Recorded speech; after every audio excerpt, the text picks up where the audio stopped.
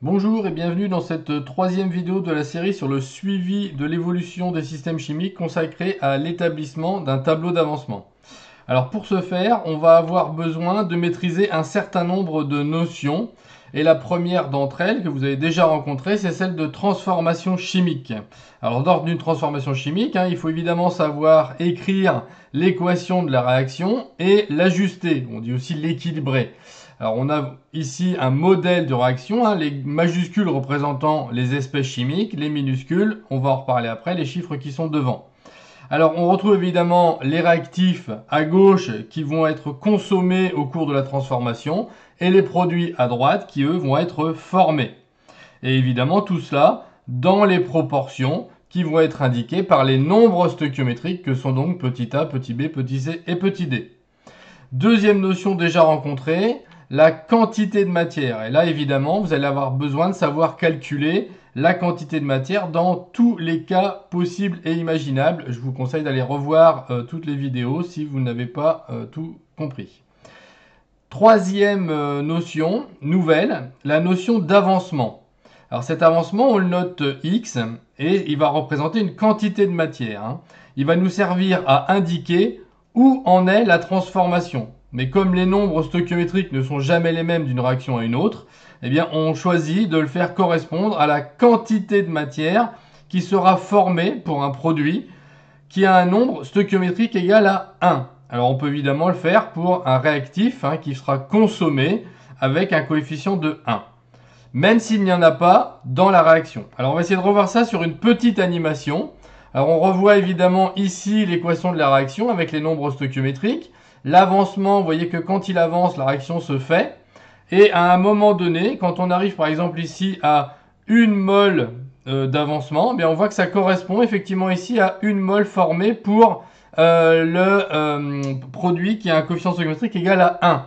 Pour les autres, évidemment, on a vu que c'était proportionnel. Quand on avait produit 1 mol de D, on avait 2 mols de C, on avait consommé 2 mols de B et 3 mols de A. On arrive à la fin de la transformation où, évidemment, on s'arrête lorsque un des réactifs n'est plus présent. Je vous rappelle qu'on appelle ça alors le réactif limitant. Donc ici, c'est B. Alors, voyons maintenant les différentes zones qu'on peut trouver sur un tableau. Alors, on a évidemment, on l'a dit, la première ligne avec l'équation qui va être ajustée, on dit aussi équilibrée. La première colonne qui va contenir l'instant, en fait, qui va être représenté par un état. En général, on a l'état initial qui correspond au début, avant que la réaction se fasse. En cours de transformation qui va être à n'importe quel moment entre l'état initial et l'état final qui lui va correspondre donc à la fin, comme je nous l'indique, de la réaction. Deuxième colonne, on va avoir les valeurs de l'avancement correspondant aux différents états précédents. Donc avant que la réaction démarre, l'avancement est nul évidemment, il ne s'est rien passé. En cours de transformation, il aura une certaine valeur x qui peut prendre toutes les valeurs entre 0 et la fin, où on aura ce qu'on appelle l'avancement maximal. On verra dans le détail après. Tout le reste, encadré en bleu ici, ça contient des quantités de matière, donc en mol. Attention, c'est important. Alors, comment maintenant remplir ce tableau? Alors, on reprend notre tableau vide et première question, on va remplir la première ligne pour l'état initial. On va juste reporter les valeurs des quantités de matière pour toutes les espèces chimiques. Alors, soit elles sont données, ces quantités de matière, soit il faut les calculer avec les données de l'énoncé.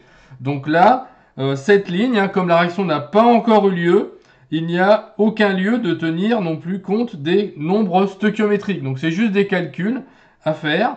Et en première, pour les produits, on aura 0 puisque on admettra qu'il n'y a aucun produit formé avant que la réaction ne se fasse. Alors on verra vous verrez dans les années futures qu'on peut avoir aussi dans des systèmes des produits qui sont déjà présents dans le mélange de départ. Alors ensuite, pour écrire les quantités de matière à un instant donné, n'importe lequel, c'est là qu'on va utiliser l'avancement X. Alors, pour la quantité de matière de A, par exemple, elle va être la quantité de matière initiale, moins, puisque comme c'est un réactif, elle est consommée, et A fois X, A étant le nombre stoichiométrique qui est placé devant A.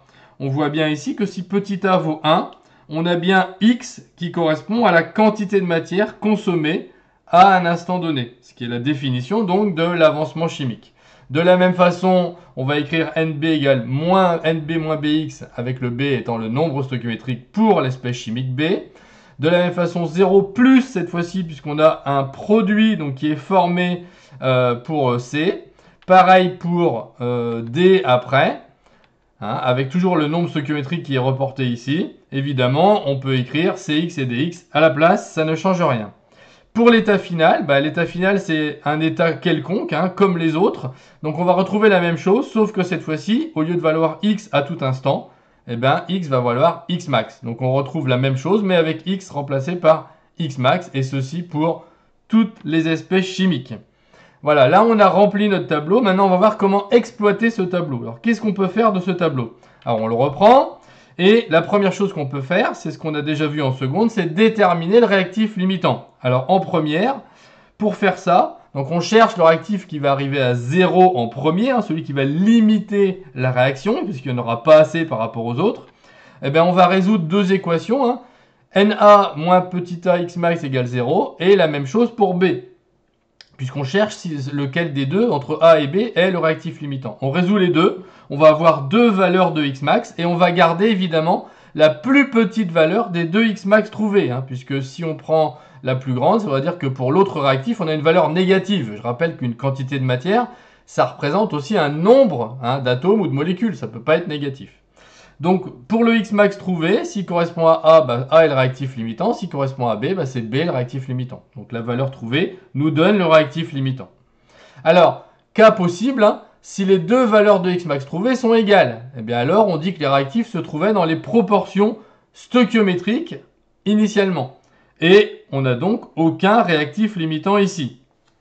Alors, deuxième exploitation, on nous demandera de déterminer la composition du système dans l'état final. Alors là, c'est relativement simple, hein. Une fois que vous avez trouvé x max, il va suffire d'effectuer les calculs de la dernière ligne, hein, ceux qui sont ici, en remplaçant x max par sa valeur, puisque tout le reste, hein, normalement, ce sont des valeurs connues.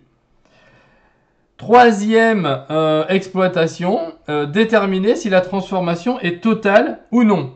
Alors, on a écrit ce tableau-là en marquant état final. Mais en fait, c'est un état final qui va être théorique, hein, puisque dans tous les cas qu'on a vus avant, on a fait comme si la réaction était totale, c'est-à-dire si elle allait jusqu'au bout, jusqu'à temps qu'il y ait un réactif qui ait disparu.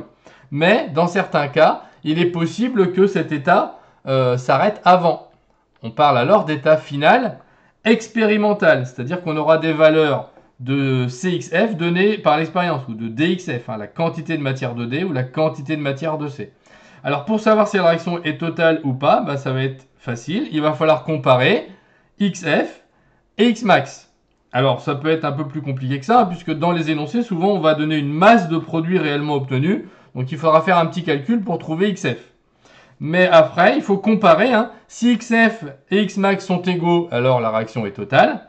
Si XF est plus petit que Xmax, alors la réaction sera non totale. Voilà, je vous remercie, c'est tout pour cette vidéo. On se retrouve pour une prochaine avec peut-être un exemple pour essayer d'éclairer encore un peu plus cette notion.